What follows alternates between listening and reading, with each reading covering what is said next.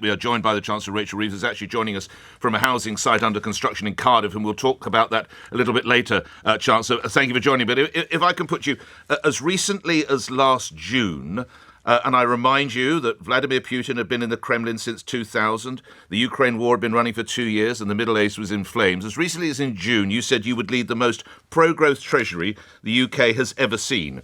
Yesterday, growth forecast was cut to 1%. Why have you failed? Good morning. Good morning, Nick. Well, the conflict the world has influence. escalated. I've just mentioned Russia and Ukraine. So what are the reasons we failed?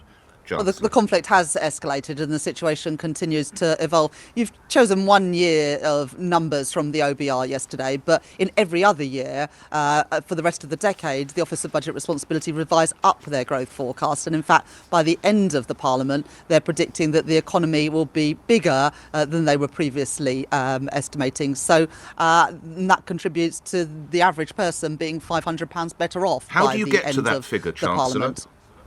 The £500 is the plans that we inherited. So the spring budget, the last budget from Jeremy Hunt in spring 2024, compared with the plans that I set out yesterday for this Parliament. Do you share the concern from many businesses, the impact on business confidence and investment on the national insurance hikes we'll see next month? We have brought in record investment over the last few months to the UK, including at the International Investment Summit last year, where we brought in over £60 billion worth of investment.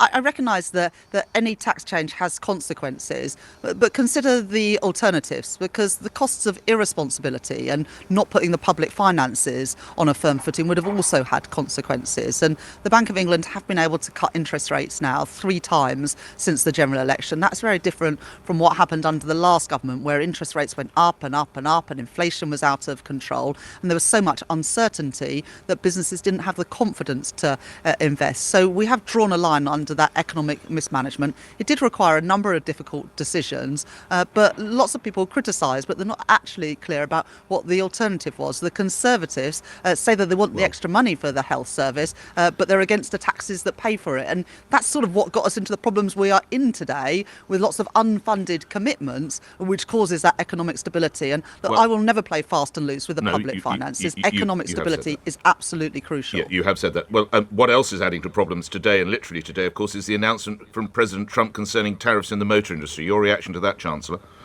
Well, I believe in free and open trade.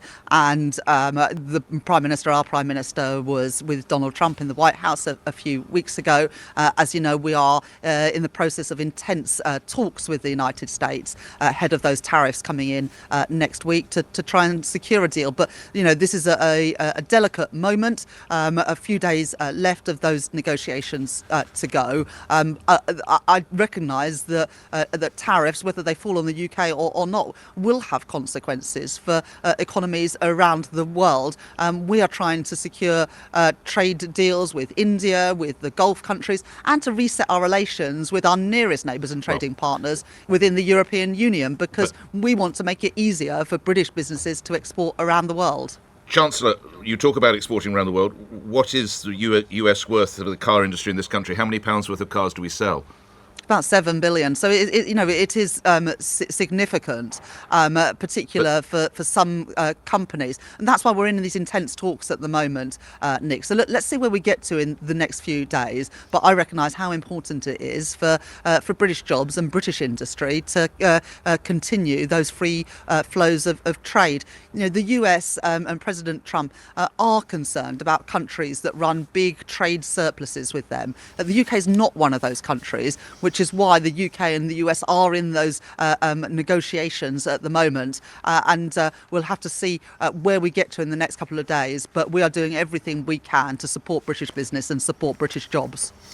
A lot of people are saying that you're balancing the books. Indeed, the TU is saying that you're balancing the books on the backs of the poor. We took a call from Julia in Bromley, who has a daughter who's in her 20s, has epilepsy and autism. She said this. When you start comparing people who are disabled and claiming money because they have to somebody who needs pocket money for a Saturday job to buy bits and pieces in their life, somewhere I think you may have lost the plot. That was a rather unfortunate comparison, wasn't it, Chancellor? Well, what I would say to Julie is that the welfare state will continue to be there for people when they need it. But for people who can go to work, we're going to provide the support, not writing people off, but providing them the support to get back into work. But why is that like so that a they child have having fulfilling their jobs. homework? Chancellor, why is that? And indeed your colleague Darren Jones used the same words, likening the plans to taking children's pocket money. Are you really saying that a woman with autism and epilepsy is like taking children's of course, pocket money? No, of course it's not like that. But that's what you said, Chancellor. Well, look, I was put by one of your other presenters yesterday something about how much my children get in pocket money and whether they should get a Saturday job. So, look, the OBR, when they did their analysis of this, they're not taking into account the possibility of anyone getting back into work. But this government are determined, through the £1 billion package we announced yesterday, to support people, including those on sickness and disability benefits, to get back into work. Now, of course, those with the most severe sickness and disabilities, they're not going to be expected to work. And in fact, we want to provide them with more support. But for the thousands, tens of thousands of disabled people who are desperate to work but aren't given the support, we're going to change that with personalised, guaranteed, tailored support to help them fulfil their potential and move back into work and support them to stay in work. I think that is the right thing to do. It can help lift them out of low income, out of poverty, can support their families and can ensure then that the welfare state is sustainable for the long run. That's what Labour governments have done in the past with the New Deal, including the New Deal for disabled people, and that's what this government wants to do as well. You've mentioned the OBR on a number of occasions. Your government was bold enough to abolish NHS England. It does appear at times that the government seems rather beholden of the OBR. Why don't you scrap it and take responsibility back into the Treasury?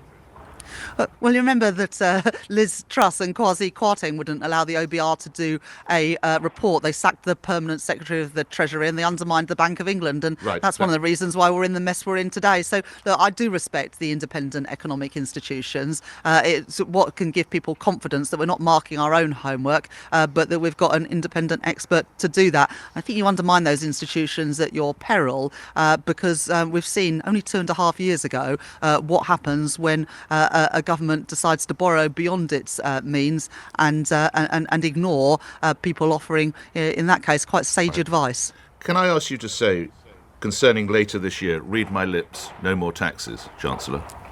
I'm not going to write another 4 years worth of budgets rises at the spring statement. My instincts is to have lower taxes on working people. That's why in our manifesto we said that we wouldn't increase national insurance, income tax or VAT on working people, and we'll continue to stick with that pledge. I had to make some difficult decisions on tax. National insurance has increased, of course, as in April.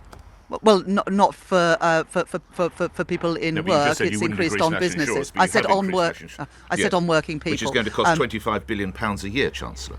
Yes, and as I said, of course that has consequences. I recognise that, but the alternative would have been to left the public finances in a mess, and then the Bank of England wouldn't have been able to cut interest rates, and we would have had a greater instability in financial markets. So I'm not going to apologise for clearing up the mess that was left to me by the party opposite. A huge £22 billion black hole in the public finances that I had to address when I became Chancellor last year. We've now wiped the slate clean on that economic mismanagement, which means that we can now respond to a changing world environment, including by putting more money into defence to reach 2.5% of GDP to help protect Britain and secure our defences in the next couple of years. Last minute together. You've been in the headlines recently, not just, of course, for your spring statement, but also your musical taste. Chancellor, assuming you've had your morning espresso, I wonder if I could please ask you a question about your musical taste. If you were to be asked to get tickets for Billie Eilish later this year at the O2, would you do it again? Well, look, it might not come as a surprise to you. I'm not a huge fan of any of these pop bands, but look, I went with a member of my family. Were you asked to get tickets? We won't name them, but we'll know who it is who you're taking. Good on you, you're a mum, and I get that. But if you were to go and see Billie Eilish, would you this time pay for the tickets yourself, Chancellor?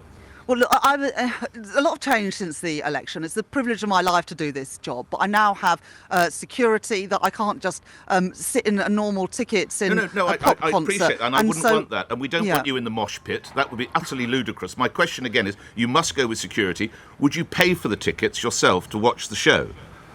I will obviously think again about, taking those tickets. But I was in a position where I was advised that it should be in a box. No, I agree. I agree. It's not safe. I absolutely agree. Yeah, and the owners said that there were tickets that were not available for sale, but they're used for these sorts of purposes. Chancellor, So that's why I did that. I've benefited from that. You simply say to the organiser, right, there are 10 people here, the boxes cost £2,500, I better give you 250 quid. So I say again, lastly, if you're asked to go to Billie Eilish, I don't want to be a bad guy here, but when the party's over, would you ask how much the tickets cost? Well, I've declared, the sort of the notional value of those tickets. Look, I understand how this seems to people. My circumstances are a bit different, but obviously, I will think carefully about any hospitality that I take, and whether that seemed to be any type of conflict of interest, for example, because I do understand public perceptions. I want to be a good mum and a good politician. I try and get the balance right, Nick. Absolutely, and I'll let you crack on with the work there on the housing development that's going ahead at Cardiff. Good luck with that, and of course, best wishes to your family. Chancellor Rachel Reeves appearing here on LBC.